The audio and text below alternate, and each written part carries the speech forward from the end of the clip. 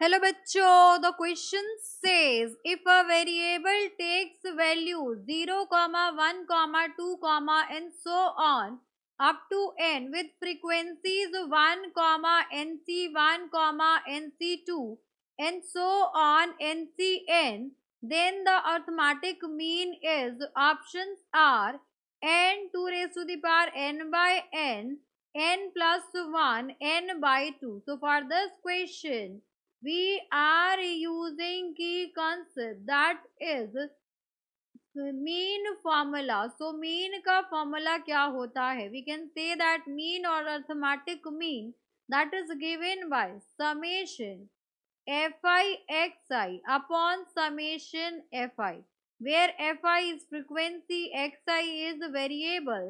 Now अब यहाँ पर हमें वेरिएबल की वैल्यूज गिवन है, सो वेरिएबल हो जाएगा आपके पास xi and that is 0, 1, 2 and so on up to n.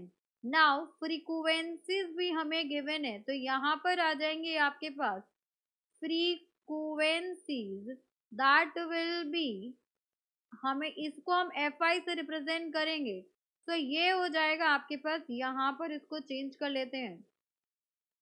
तो हमें सारी फ्रीक्वेंसीज भी गिवन है, तो उसको मेंशन करेंगे। वो है आपके पास 1, nc1, nc2 and so on up to ncn। अब ये जो 1 है आपका, दिस 1 इज nc0, तो इसको हम लिख सकते हैं nc0। अब हमें क्या चाहिए? समेशन fi xi, तो summation fi xi will be equals to, इनको मल्टीप्लाई करेंगे तो ये हो जाएगा 0 multiplied by nc0 plus 1 multiplied by nc1 हो जाएगा plus 2 multiplied by nc2 and so on n multiplied by ncn।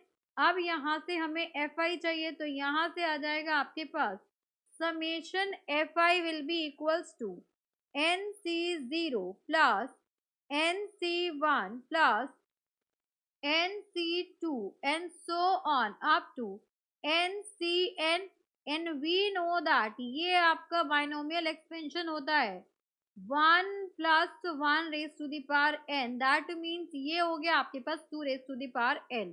अब यहाँ से हम फॉर्मूले में वैल्यूज पुट करेंगे, mean is equals to summation fi xi upon summation fi।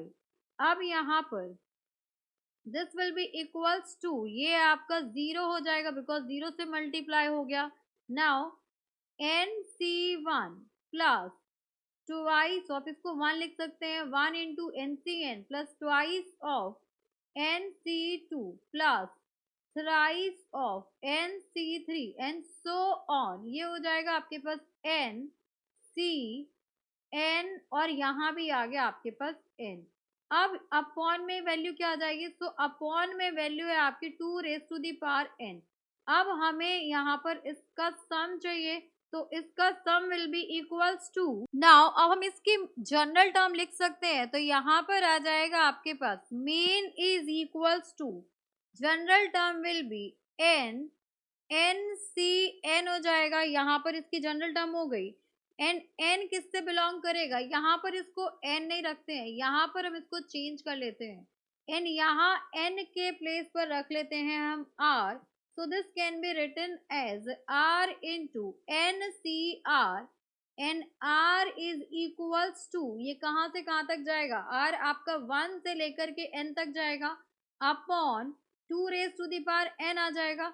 अब देखो r into N C R है upon 2 raise to the power n है, एंड वी नो दैट, हमें ये भी पता है कि N C R is equals to n upon r n minus 1 C r minus 1। तो यहाँ से हम कह सकते हैं r into N C R is equals to n times n minus 1 C r minus 1। तो ये वाली प्रॉपर्टी हम यहाँ पर यूज करेंगे।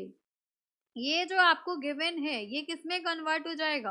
तो ये इसके इक्वल आ जाएगा, तो यहाँ से हम कह सकते हैं विच इम्प्लाइज, इसे इक्वेशन 1 कह देते हैं. सो फ्रॉम इक्वेशन 1 हमारे पास हो जाएगा मीन इज इक्वल्स टू ये n times summation, this is r minus one, n minus one, n r की अब रेंज हो जाएगी 1 से लेकर के कहाँ तक जाएगा, 1 टू n जाएगा.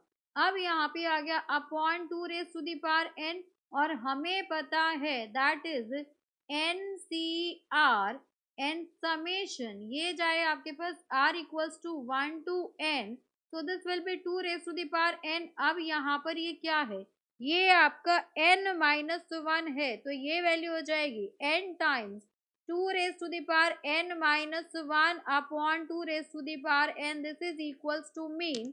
अब इसको हम फर्दर सिंप्लीफाई करके लिख सकते हैं, mean is equals to m times n times of 2 raise to the power n upon 2 into 2 raise to the power n, तो ये कैंसिल आउट हो जाएगा.